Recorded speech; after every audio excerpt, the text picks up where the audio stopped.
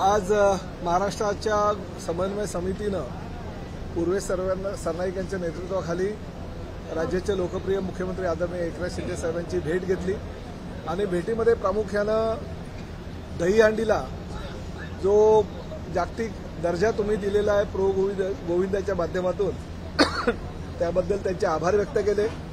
Pro गोविंदासाठी 16 संघ यावर्षी जाहीर करण्यात आलेले आहेत आणि ते सर्व संघ हे महाराष्ट्रातील विविध जिल्ह्यातून घेतलेले आहेत आणि प्रामुख्यानं गोविंदाच्या दिवशी ही सार्वजनिक सुट्टी जाहीर करा अशी विनंती करण्यात आली आणि ती विनंती सुद्धा माननीय मुख्यमंत्र्यांनी आज मान्य केली।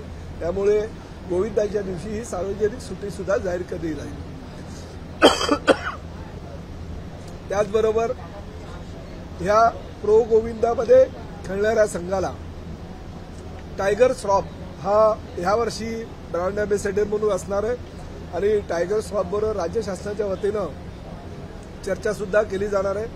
8 ऑगस्टला वरळीच्या डोम सभागृहामध्ये प्रो गोविंदाची स्पर्धा होईल आणि या स्पर्धेमध्ये 18 ऑगस्टला रविवारी प्रो गोविंदाची स्पर्धा ही वरळीच्या डोम ह्या सभागृहामध्ये केली जाईल आणि त्याच ठिकाणी माननीय मुख्यमंत्री उपमुख्यमंत्री आणि सर्व मंत्रिमंडळातील सहकारी हजर राहतील।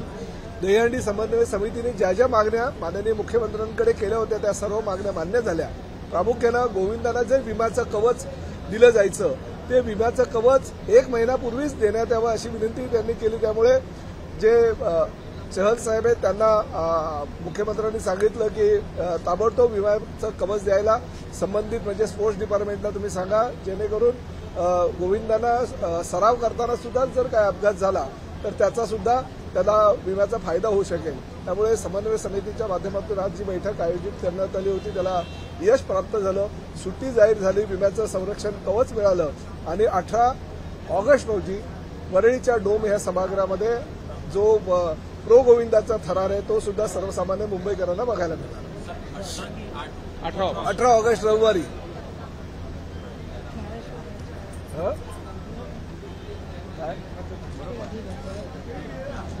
ठीक आहे। सर, वरळी केस आहे त्या संदर्भात सध्या पाहिजे तर मिहिर शहाला अटक करण्यात आली आहे। 60 तासानंतर ही अटक झालेली आहे, त्यामुळे विरोधक जे आहेत ते आक्रमक नाही बघा, मुख्यमंत्र्यांचे स्पष्ट आदेश होते की कुठल्याही पक्षाचा पदाधिकारी असू द्या, आमदार असू द्या, खासदार असू द्या, मंत्री असू द्या किंवा अन्य कुणीही असू द्या, हिट अँड रन ह्या प्रकरणामध्ये जर कुठल्याही दारू पिऊन गाडी चालवणाऱ्या व्यक्तीनं किंवा मुलानं जर अशा प्रकारे दुष्कृत्य केलं असेल किंवा अपघात केला असेल तर त्याला कदापि माफ करणार नाही असं मुख्यमंत्र्यांनी ठासून सांगितलं।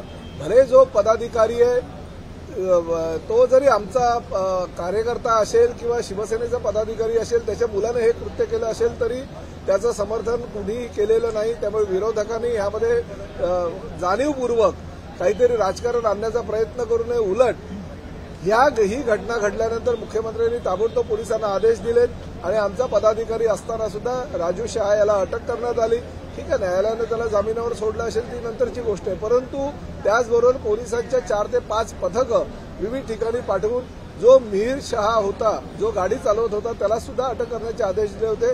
त्यामुळे मुख्यमंत्र्यांनी ह्या बाबतीमध्ये कुठल्याही प्रकारे भेदभाव केला नाही, कुठल्याही जातीचा असू द्या, धर्माचा असू द्या, पंथाचा असू द्या किंवा पक्षाचा असू द्या, कुणाचीही गय करणार नाही असं माननीय मुख्यमंत्र्यांनी सांगितलेलं आहे। त्यानुसार आज मिहिर शहाला अटक झालेली आहे। शेवटचा प्रश्न, रोहित पवारांनी आज सभागृहात आरोप केले की राधेश्याम मुंबईवर हजारो कोटींचा घोटाळा त्यांनी केलेला आहे, शेअर्स त्यांच्या मुलीच्या बायकोच्या नावानं आहेत, काय या संदर्भात सरकारची? बघा, रोहित पवारांना विरोधकांचं एक पाठबळ मिळालं असं त्यांना वाटतं की कुणीही विरोधी पक्षनेता जे बोलत नाही, जेवढे जास्त बोलत नाही तेवढे रोहित पवार हल्ली बोलायला लागलेत। अजित पवारांचा वेगळा राष्ट्रवादी पक्ष स्थापन झाल्यापासून, त्यामुळे कुणावर केव्हाही कधीही काही आरोप करायचे आणि आरोपही कुठले बिनबुडायचे करायचे असा त्यांचा स्वभाव झालेला आहे। ठीक आहे, एखाद्या अधिकाऱ्यांवर आरोप करणं काही ह्या सभागृहामध्ये नवीन गोष्ट नाहीये, परंतु जे आरोप आपण करतो ते आरोप सिद्ध करण्याची सुद्धा ताकद आपल्यामध्ये असणं गरजेचं आहे। त्यामुळे रोहित पवारांनी जे आरोप केले त्याची सत्यता त्यांनी तपासावी आणि जी सत्यता आहे